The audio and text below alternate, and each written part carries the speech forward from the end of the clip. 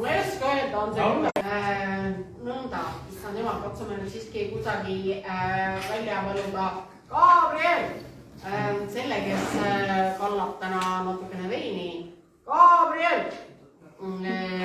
Gabriel! Meil paar nädalat tagasi juhtus selline lõpp, et Arvo Valtoni viimane avalik esinemine toimus meie majas. Ja Arvo Valton tuli meie juurde selleks, et puhtaks pesta Ivo Schenkenbergi nimi ja teatada, et Gabriel oli sigapett ja kaabukas. Mida me keegi ju seda filmi vaadates ei usu, eks ole. Ja siis oli äärmiselt naljakas, kuna mu Naarma poja nimi on Gabriel, et me ütlesime Arvo Valton, et teada ka Gabriel toob su kohale ja viib su ära. Et siis just, näe, Gabriel ilmus välja. Ole kallis Gabriel, kalla kõikidele istujatele hakatuseks rabarberi vahukat. See oli sul sinu kõik olemas. Nõnda, leiuta rabarberi vahukut, kalla kõikidele, kes istuvad. Ja hakkame meie, siis tahtsin sinuga otsast teada. Okei, alustame sellega, et minu nimi on...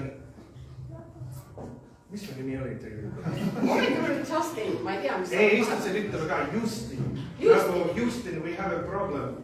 Houston, meil on probleem. Et Justin või Houston, Petrone. Ja tänu sellele on niisugune asi nagu Petrone Print. Kirjastus, mis asub Tartus, mis on tegelikult asutud vist aastal 2007. Ma ei tea täpselt, mis kuupäev. Oli sel ajal umbes, kui pronkssõder oli teiselt. Jaa. Ma mäletan, ma olin Jyski, siis ma kuulsin raadios. Uudisvalik! Nii, et umbes sel ajal sündis ka Petrone Print ja me oleme andnud minu raamatut välja, minu sarjaraamatut välja, aga nüüd meil on meie sarjaraamatut.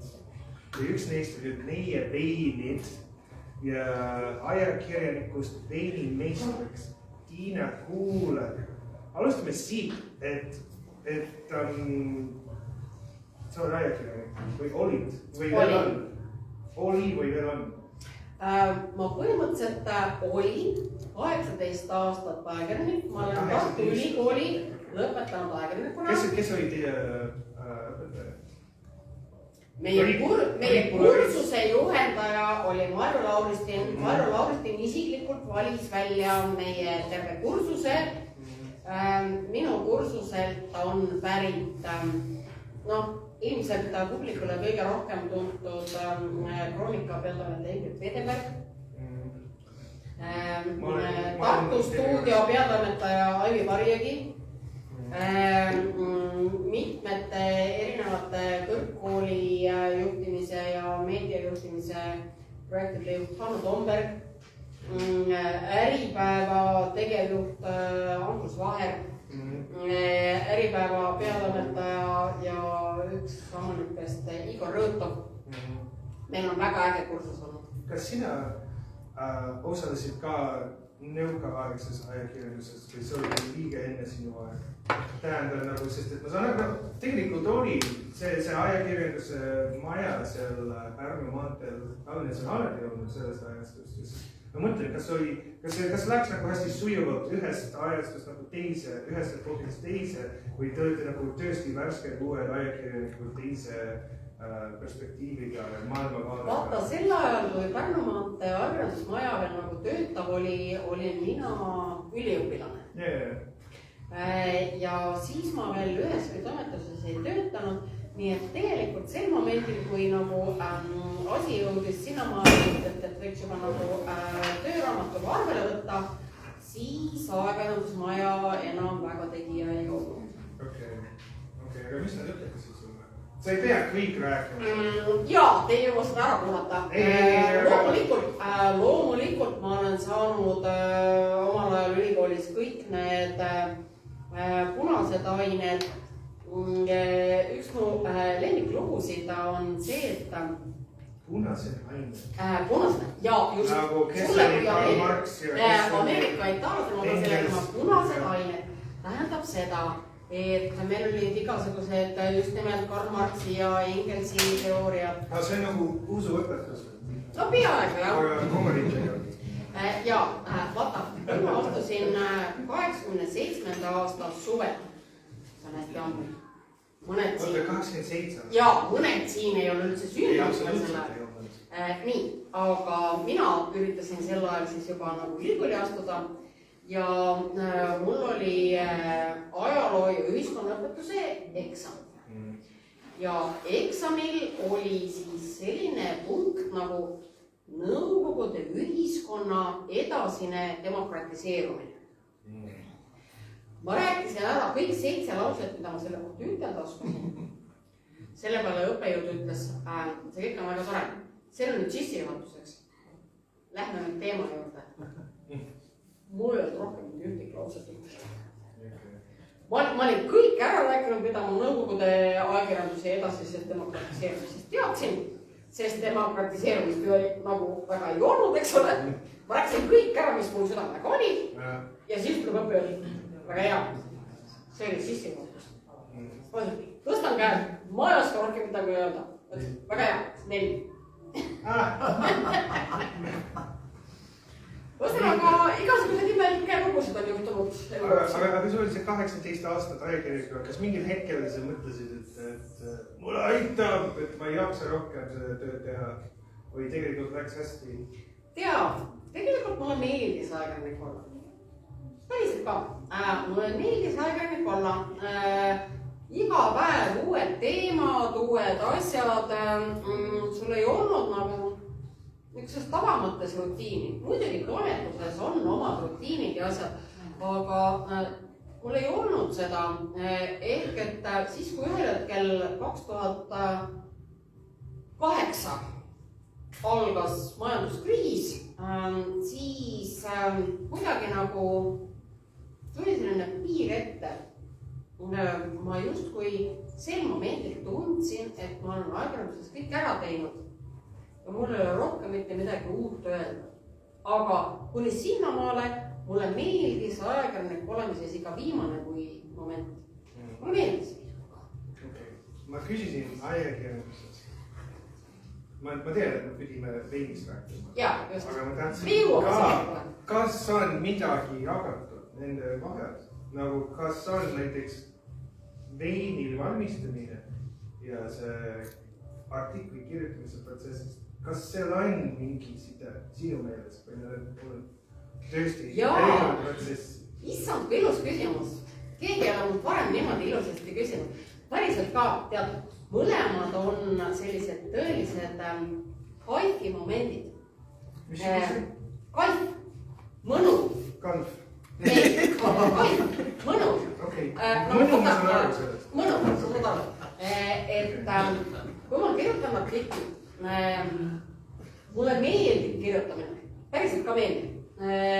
Ja sa saad nagu kirjutamise jooksul mingi katarsise, kui sa saad nagu ära kirjutatud kõik see, mis sa tahad. Ja vaata, kui sa teed veini. Siit edasi me jõuame selle lahkamiseni, et millisel momendil sa teed veini. Vaata, alguses sa teed musta tööd. Purustad, pressid, paned kääri. See on puhas must töö. See on nagu, sa lihtsalt teed intervjuud. Aga see, mismoodi sa selle intervjuu lõpuks paberile vormistad või arvutisse. Just, composition ja mis sa sinna juurde kirjutad, et vahepeal jooksis koer mööda ja kass jooksis mööda. Et veini tegemisega on see, et kui su vein lõpetab nagu sellise esmase käärimise.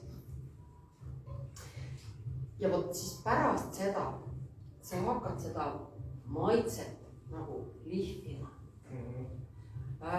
Kui palju sa teda nagu läbi filtreerid, kas sa paned nibinabin suhkrut juurde, kas sa võtad 10 liitrit mingist teisest veinipütist, viskad selle püti sisse, mängid värviga, mängid tanniiniga, mängid happega. Et see on natukene selline intervjuu lõppvormistamise küsimus. Kõik need detailid ja asjad. Ja kui sa saad valmis täpselt selle veini, siis see katorsise tunne, see yes, nüüd tuli välja, nii nagu tahtsin. See on sarnane tunne. Ei, ma väga mõistan. Sa oled ju teinud veini, sa tead natuke seda ka.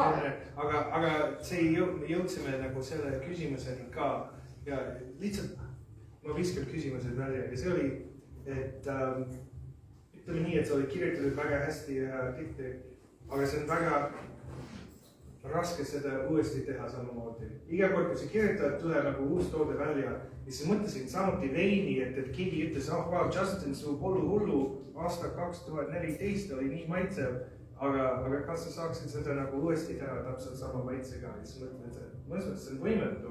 Iga vein on nagu vist oma attribuutid.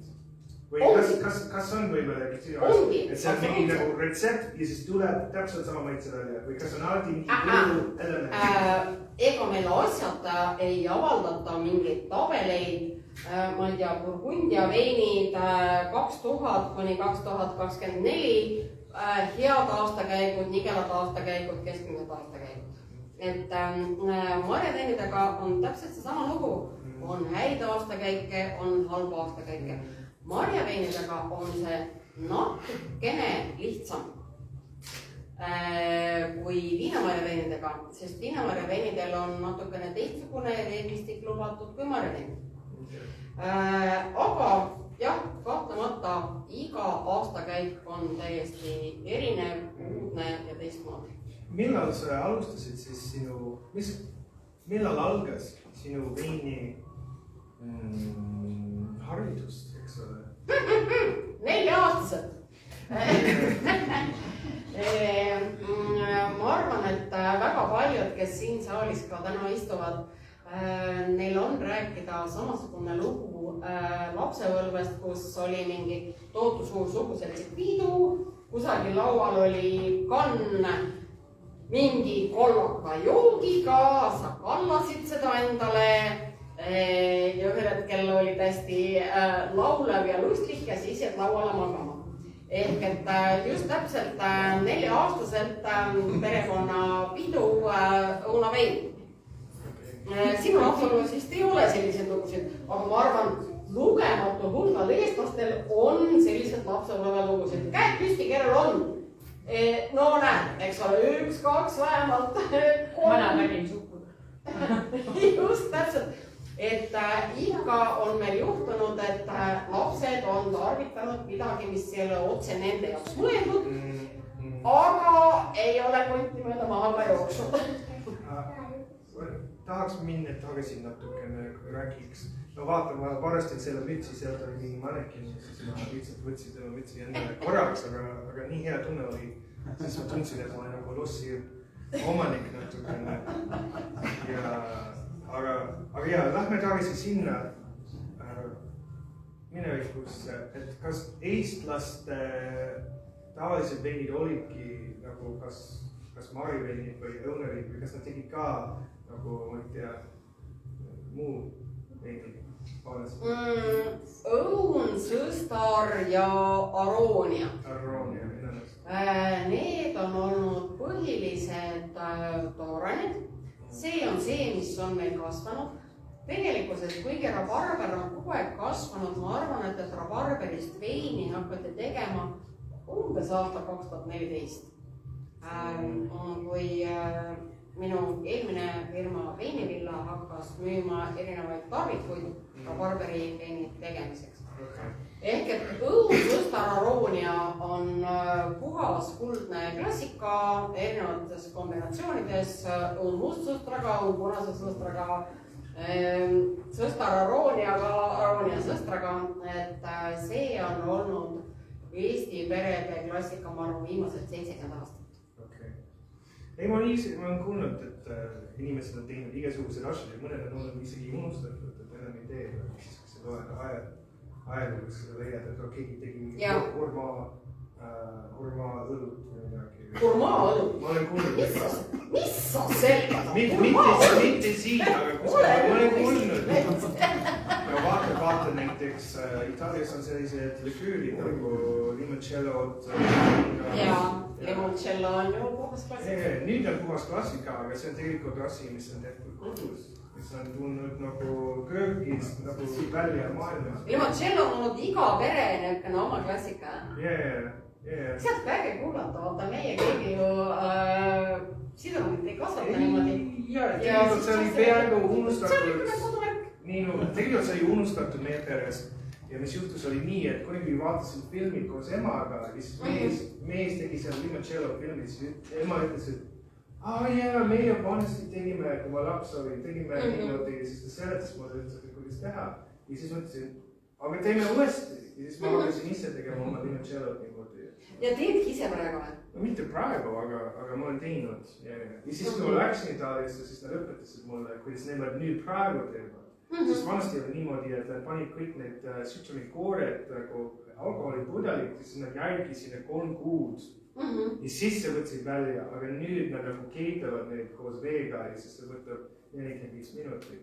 Nii et nüüd nad kasutavad mingi kõrgem tehnoloogiat, näiteks tuli või pliit. Aga sel ajal oli nagu pikem protsess, aga ma pean tunnistama, et need, mis ma ise tegin, kus ma panin need koored sisse, siis ma ootasin 3 kuud, oli palju parem.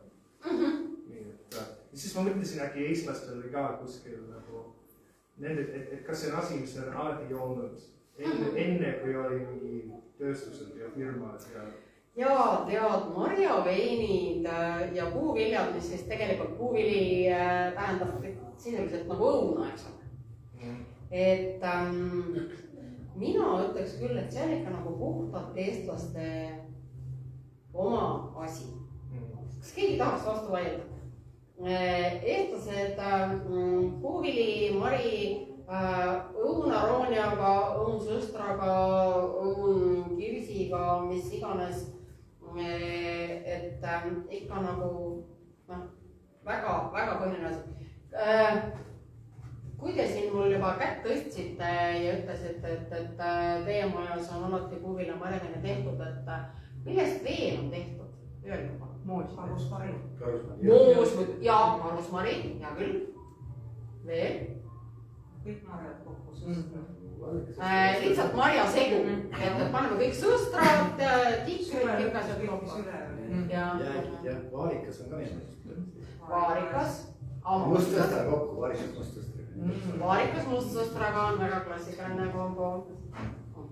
Maasikad ma ei tea, et oleks. Jaa, maasikad võiks ka olla. Maasikas võiks olla. Mis liiga arvutada? Mitte mustikat. Kes seda korjata viitsib? Mina ei ole marjakorjaja. Minule meeldib see, kui keegi on marjad ära korjanud ja mulle veinikoja ukse taha toonud ja siis mina olen nõus selle kõigega nagu tegutsema. Aga korjamise inimene mina ei ole üldse mitte. Sina ise korjad ka või? Teil tegi need maasikad. Mis asja? Ei, meie tegime õunemeini. Et see oli nagu, ma ei üldsegi ei saanud aru, mis ma tegin. Isegi YouTube'iga ja kõik need kuidas see üldsegi käib. Aga siis lõpus tõi välja midagi. Gabriel, ole hea. Tee see lahti. Ja mina tegin seda veini 10. Värike lonks. Ma ei tea, kuidas see maitseb. 10 aastat vana vein. Aga siis nagu sinu raamatus ütlesid, et keegi ei saa kunagi ära surra. Ja, just. Selline ei ole kunagi mürgine. Ärge kartke, pärast see pane väike lonks mulle ja Justinile ja siis kõikidele ka. Uskumatu. Ma väga kartan. Mis noodid? Keegi ei sure ära sellest. Mis noodid? Kohe vaatame. Wow, see on nagu... Millal seda ise seda viimati maitsesid? 2014. See on 10 aastat tagasi. Selle vahepeal maitsnud kordagi. Veini ei joo või? Rikkis oled või?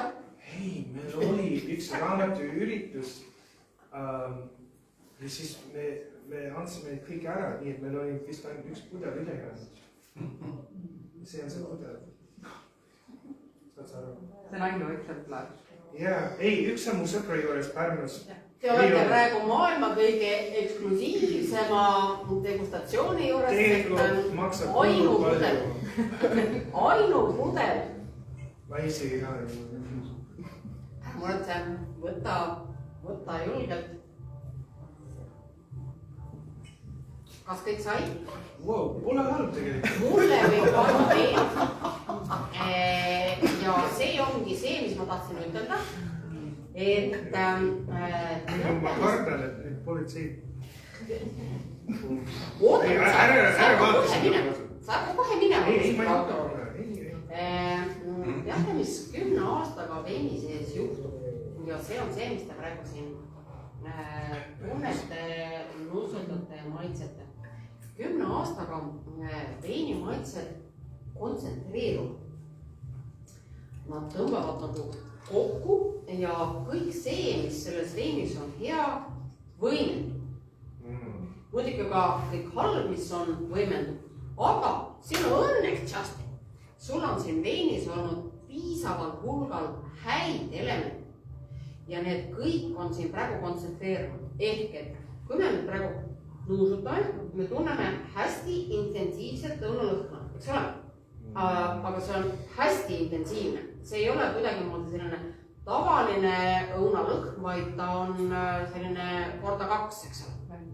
Nii, ja kui me nüüd natukene liigutame, laseme selle aroomi niimoodi jooksu, siis natukene tunneme siin võib-olla sellist väikest atsetooni ja adikapet, mis on selle vanuses õunas täiesti normaalne. Sellepärast, et vaadake, adikapet ja atsetooni ja ikka muud leidub kõikides veinides lihtsalt hästi väikesel määral. Ja inimesed on maitsete suhtes äärmiselt individuaalsed ja inimeste ädikappe taluvus on ka väga individuaalne. Mina tunnen siin hästi väikest ädikappe kontsentratsiooni, aga võib-olla mõnele inimesele ei jõua üldse kohale. See on okei. Nii, võtame edasi maitse.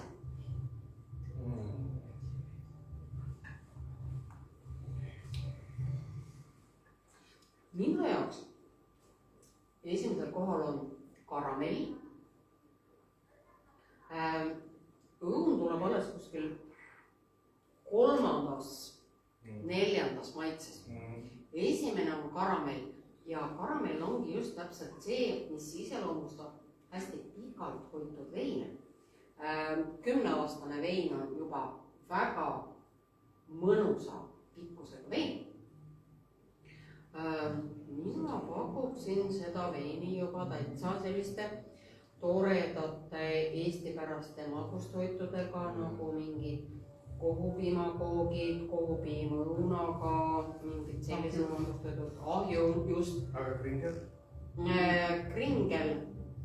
Võib-olla hästi õunane selline karamelli. Kui selles kringlis on mingit tohutut karamelli või õuna, mingit sellist asja sees, eks ole. Ja minu jaoks tegemist on momendil äärmiselt nauditava veiniga. Kas keegi tahab midagi lisada, mida sa siin tunneb? Vaata, see lõhn on lihtsalt see, mis esialgu nagu ehmatab, et sa ei tea, mis ei toodab, aga maitse on... See lõhn on selline, mis võib siin viia nii sellele rajale või mõnele teisele rajale, absoluutselt. Lõhn on absoluutselt selline, et sedasi võib lõhnata ka täiesti pekkis. Aga maitse autogaraaž. No ütle midagi ise kaalud siis. Mekaniku juures. Mida? Mis ma ütleks? Maitseb sulle?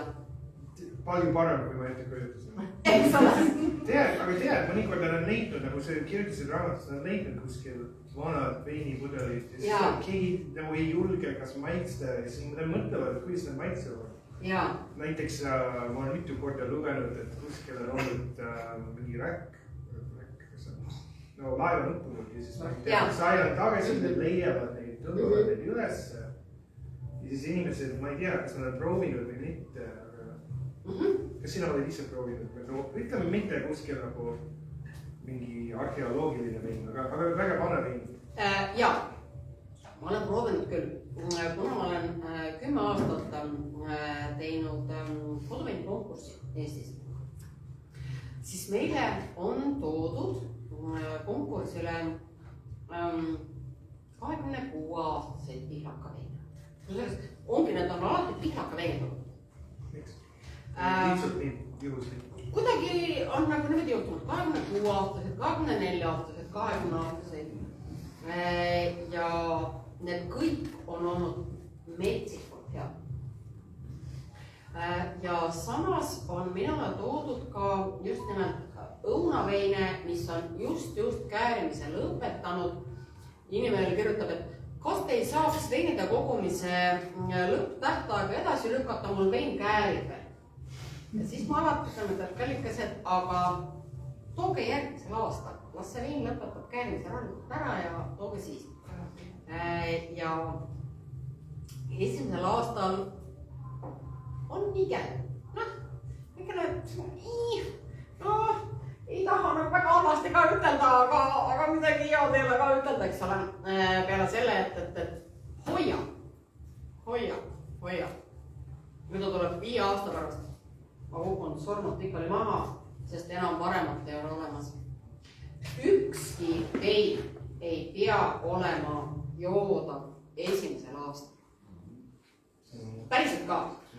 Kui iganes siin saalis praegu on inimesi, kes ise ka veinitegemist harrastavad, te teete oma veini valmis ja esimesel aastal maitset ütlete, ei on päris see. Kui te lähege on ruumi, pange ta kuskile riiulile ja unustage ära. Unustage ära 2 aastaks, 3 aastaks, 4 aastaks.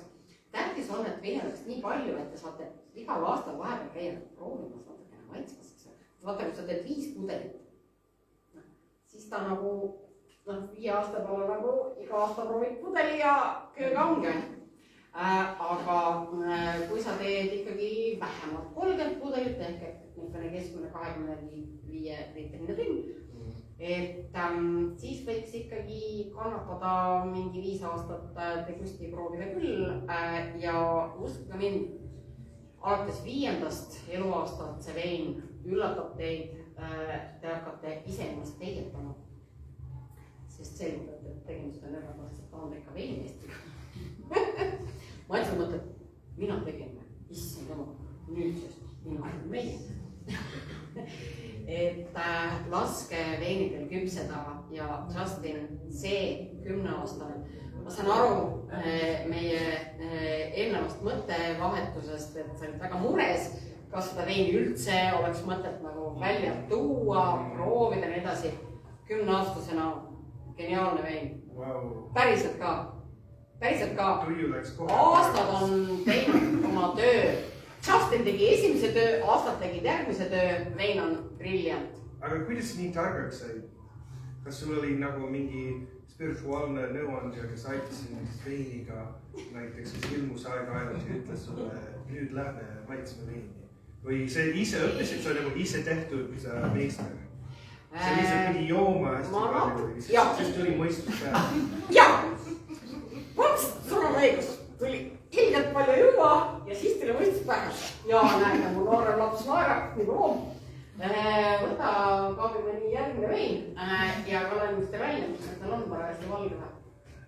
Just, tule valgega välja. Just, sina ju enda oma, see on väga hea.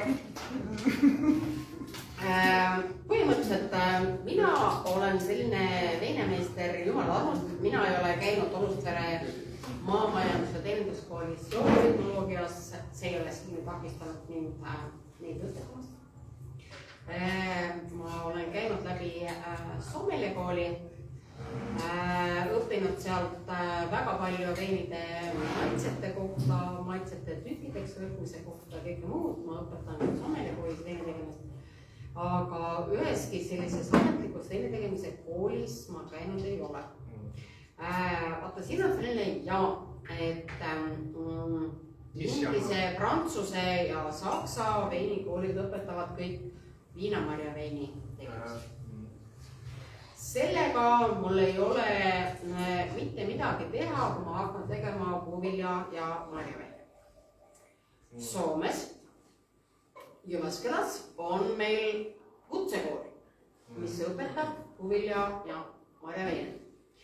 Aga nemad õpetavad suurtööstust. Kui meil Põltsamaa jätkuvalt nagu toodaks veini, siis see Soome kool õpetab suurtööstuse veinitehase veinimist.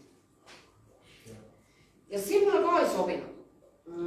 Ja nii mul momendil on selline täitsa planeerimata, aga natukene välja kukkunud selline oma koolkond.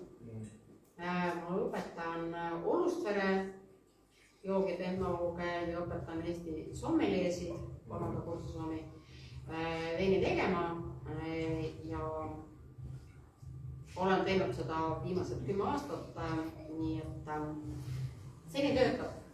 Ma ise ei ole õppinud, ma ise olen puhas praktik. Oota, sa õpetad sommeliesid? Ma õpetan sommeliesid veini tegema. Naljakas on see, et kuna ma olen olnud Eesti koduveini klubi juhataja ja Eesti koduveini konkursi juhataja umbes 10 aastat, ma arvan, ma olen oma elu jooksul ära proovinud nii umbes 4000 erinevat. See on ikka 4000 erinevat puuvilja marjaveini. See tähendab seda, et ma ei pea kõiki vigasid ise ära tegema. Väga palju vigu on enne mind ära tehtud. Ma lepin sellega, ma ei hakka seda viga ise kordama. Näiteks, kui siin enne oli juttu nagu peediveinid ja kõik, ma arvan, väga paljud teist võib-olla sellised natukene mitte kõige verinooremad kuulavad, et on kuulnud seda väljendit, et peedikas, peedivein. See väljend tähendas siis seda, et võeti enamasti siis lihtsalt õunavein, värviti peedimahlaga punaseks ja pandi kanget alkoholi juurde. Võtsid morsi, viskasid viina sisse ja värvisid peediga punaseks ja niimoodi said nagu joogi, sealt on tulnud nagu see väljend, et peedivein. Aga tegelikkuses vaatan kiirelt publiku üle, käsi püsti, kes päriselt on proovinud peediveini ja ma mõtlen siin koha pealt peeti. Näed, käed ei tõuse, eks ole. Vaadake, peediga on selline naljakas lugu, et võimalik, et mingi hulk inimesi on proovinud peedisalatit, millel on selline väike mulla maitse. Vaata, keedad peedi ära, riivid ära, teed salati, aga ta tuleb selline väike mulla maitse juurde. Keldri maitse. Just, exactly, eks ole. Ja vaata, peediga ongi selline lugu, et ta võib sulle väga kergesti anda selle mulla maitse. Sul on väga ilus õunamahl ja sa paned selle peedimahla sinna juurde ja kõik on täiega pekkis. Täiega pekkis. See mulla ja keldri maitse võtab kõik üle. Ehk et mina väga hästi ei usu seda, et päriselt on võimalik teha head veini võttes õunamahla, peedimahla ja valget viina. Tulemus on jõle. Ma olen proovinud. Päriselt, reaalselt praktikas. See on halb. See on väga halb. Ärge tehke seda palun kohtus. Miks inimesed teevad siis? No te teegi, see lihtsalt on mingi legend. No te teegi seda, õnnest te teegi seda. Porgandivein. Porgandivein, jaa. Muidugi ma olen proovinud porgandivein. Ma ei ise proovinud seda teha. Aga koduveini kokkusil ma olen kõik halvad maitsed ära proovinud. Porgandiveinile on vaja hapet juurde ja seal on hästi oluline see, mida sa hapeks lisad. kas sa paned apelsinimahla, ebagodonia mahla, õunamahla, rabarberimahla. Aga ütleme niimoodi, et ta on niisugune proovimiseks ja nalja tegemiseks abiks küll. Aga kui me võtame maailma veeninduses ja isegi kui me laiendame selle puuvilja marja veeninduse peal, siis me ilmselgelt ei tea keegi tohutult populaarset porgandiveini. Ei tea, sa ka ei tea, ma ka ei tea. Kogemata tegin vist, et ma jätsin selle. Sa tegid porgandiveini või? Porgandi mahla jätsin söönkappi. Miks sa tegid? Kääritud natukene, sest ma tegin kogemata. Aga mis tuli? See ei olnud väga hea. Ma olen ka nõus. Ei olnud, ei, ma lihtsalt küsisin. Jaa, just. Aga kas, kui sa räägid veinist. Aga ei pea veinist. Kui sa räägid veinist, siis tuleb meelde, et mul on paar sõpru, kes on leidnud end mesinikuks. Et mingil hetkel need tuli pööre elus, et nad alustasid ole mesinikud ja siis ma mõtlesin, et siis keegi ütles mulle, et see on Eesti mehe keskeeline küll. Ja siis ma mõtlesin, aga mul on ka mitu sõpru, kes on läks, ma ei tea, sommelier erakooli või kuskil õppida ja siis ma mõtlesin, äkki see on ka nagu keegi keskeeline kõigis natukene. Mida ma teeks enne eluga? Ma lihtsalt tahaks hästi palju veini ju. Ma läheks sommelier erakooli. Midagi niimoodi läheks. Kas on üldsegi mingi tõde selles ees? Ma ei või tahtnud raamatupidaja enam olla, ajakirjalik enam olla, tahtsin veini juua, aga sommelieriks saada. Ma vastan sulle küsimuses kahes pooles, üks puudutab meid ja teine puudutab sommelier-kooli. Sommelier-kooli puudutab on selline asi, et kui mina läksin sommelier-kooli, see oli tõesti hästi ammu, aasta 2009, siis... Minu jaoks ei olnud väga. Jah, just. Nii tore, et ma mitte mõnes põlvkonnas. Et üks mu kursuse kaaslane oli arhitekt ja teine oli Tartu Ülikooli lõpetanud geograaf, aga ta müüs sel hetkel sanitaartehnika, pehmelt öeldes kakapotte. Toru Jüri. Just, Toru Jüri müüs kakapotte. Toru Piret. Ei, Toru Jüri oligi selline firma. Nii. Ja nad võeti siiski sommelier-kooli vastu ja praegu sellest arhitektist on saanud Eesti juhtiv Hispaania veinide maaletooja vinasfäär ja teine mees, kes müüs tualetipotte, olles eelnevalt lõpetanud Tartu Ülikooli geograafia, on Eesti juhtiv šampanja ja prantsuse veinide maaletooja. Ta on omandanud puhta prantsuse keele pärast ülikooli.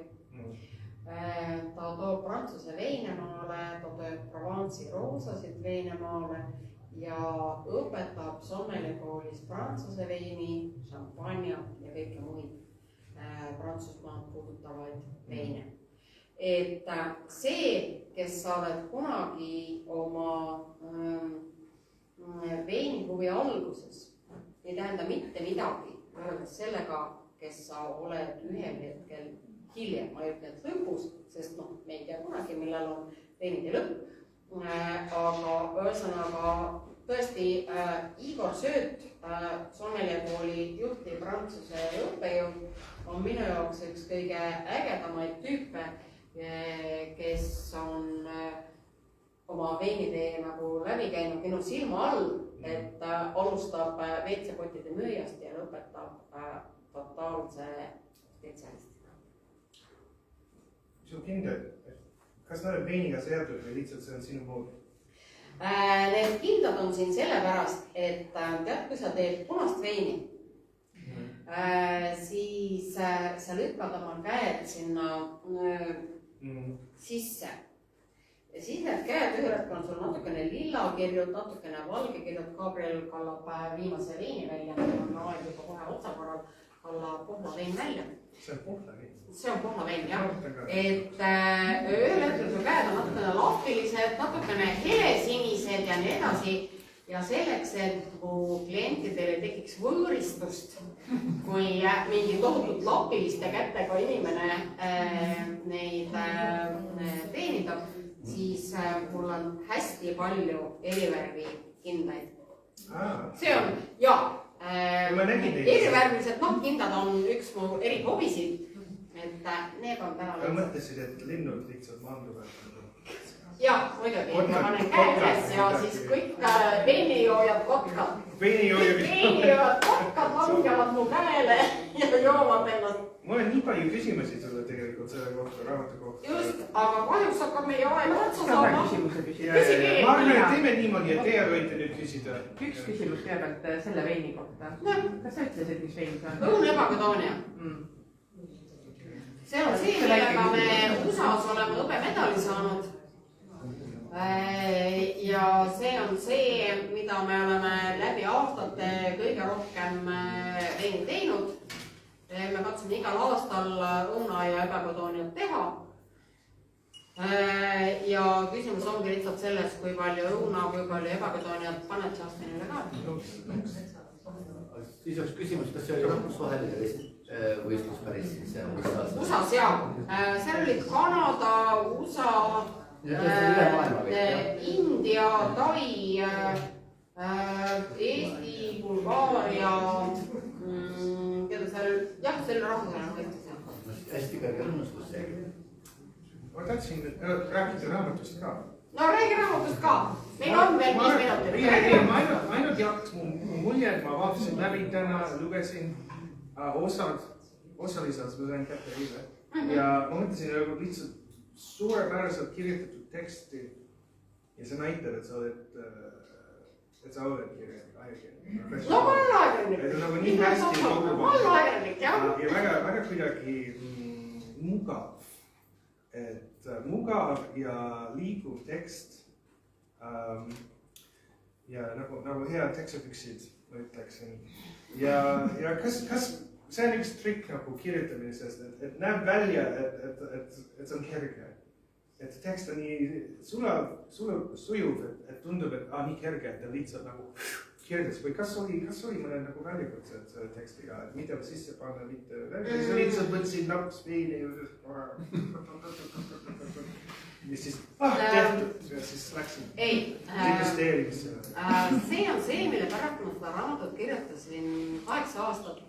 Et ma kirjutasin seda ainult talvi, umbes jaanuarist märtsini. On see aeg, kui ma ei tegele veinidega, kui ma ei tegele gruppidega ja ma ei tea, peenade tegemisega, kasvuhoone püstitamisega, kõige muuga. Et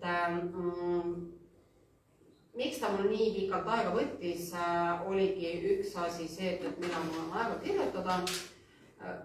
Teine asi, tead ikka, sa ju tead omast käest ka, ükski tekst ei sünni, kui keegi sunnib sind seda kirjutama. Sa pead kirjutama mõnuga. Sa ju tead, mis see kirjutamise on? On ju? Tegelikult, kui sa on nagu teksti... See on nagu ketchupi pudel, et sa lööd, aga midagi välja ei tule. Aga lõpuks tuleb. Tuleb küll, aga kui keegi lööb, siis ta ei tule välja, mitte midagi. Just. Et ma arvan, et Justiniga teha, mis asja on kirjutamise mõnu. Ja ma ei tahtnud seda raamatut kirjutada niimoodi, et ma oleksin sunnitud tegema. Ma kirjutasin seda mõnuga, 8 talve kirjutasin. Kuule, see on meistri teos. See on nagu tõde ja õigus. 16. aastal ma seda pidi nagu kirjutama hakkama ja siis ma alustasin. Aga vahepeal on läinud palju mett on verre voolanud. Aga kui palju sa nüüd, kui sa 8 aastat oled kirjutanud seda raamatut ja kui see on nagu nüüd valmis saanud, et kui palju sa seda algust nii-öelda siis pidid nagu kohandama või läks kõik nii nagu... Ei, aga mul ongi täpselt see, et alguse osad on nagu alguse peatükkides ja siis hiljem tulevad hilisemad peatükkid, et ma paningi ta täpselt nagu niimoodi järjekorda muuhulgas. kuigi see oli väga keeruline, et ma kirjutasingi neid peatükke mitte kuidagimoodi kronoloogilises järjekorras, vaid nagu töö tuli ja siis ma hetkel printisin nad kõik välja, siis ma istusin keset tuba, vaatasin kõik need välja prinditud peatükke ja siis ma hakkasin need mingisse järjekorda nagu sättima. Aga ma olen nautinud iga hetke sellest raamatust, ma ei ole mitte ühtegi peatükki kirjutanud vastumeelselt, sest niimoodi ei saa kirjutada. Kes tahab lugeda ka? Jah, kui ise ei taha seda lugeda, siis jah, absoluutselt nõus suga. Aga ma saan aru, et meil on aega nagu... Meil ei ole enam aega. Põhimõtteliselt enda poolt ma ütleks, et ma olen tänulik selle raamatu eest ja ma väga soovitan selle raamatu ja ma olen tänulik, et ma sain juttu ajada sinule täna ja siis kui on mõned ülejäänud küsimused, võite kohe küsida või võite nagu... Või tulete pärast sinna pildi alla, kus on valge veinimine tekk ja... Miks valge veinimine? Minu lemmikal tegelikult punane. Jada. Meil lihtsalt on Valge jõel. Me oleme Valge jõe külas. Meie talu nimi on Valge jõe talu. Me asume Valge jõe ääres. Ma ei saa midagi teistmoodi seda nimetada. Aga, Justin, ma peaks tõesti ütlema, sul oli jube ja vein. Ma kartsin, Epp rääkis mulle igast asju. Selle veini kohta. See oli... Ta ütles, et ta ei ole üldse kindel, kas üldse juba kõlva peal edasi. Kuule, see oli väga hea vein. Mulle väga meeldis see vein. Kui teeme ütleb, et on väga hea, siis on suure pärane. Tulge jookske, näete, siin on veel 3 sentimeetrit seda veini. Proovige, absoluutne maailma ainueksemplar ja täiesti kuuleri vaba. Justin on seda teinud ilma ühegi minu selgituse, minu õpetuse ja nii edasi ilma selleta. Mis oli see veini nimi? Mis asi? Pole halb. Pole hullu. Pole hullu, just. Pole hullu, nagu sõber tuleb, tal on probleemi, siis sõber ütleb sulle ära muretse. Just, täpselt, see on väga hea. Esimesed 3 tükki saavad siit pudelist veel Pole hullu loksu. Ma olen kuskil olemas üks teine, kuidas tiraaž, nimega käib ka. Ma ei tea, kus ta käib ka, kuskil mingi Elvis või viiuli peal. Teeme üks Justini veinide esitlemine. Just, ma kiidan maast taevani ja kõik saavad proovida Justini käib ka veini. Aga seni päriselt ka pole hullu. Pole hullu ja meie liinid. Nii, ja nüüd minu kell on 19.04, 19.05 hakkab järgmine koolitus. Suur tänu teile!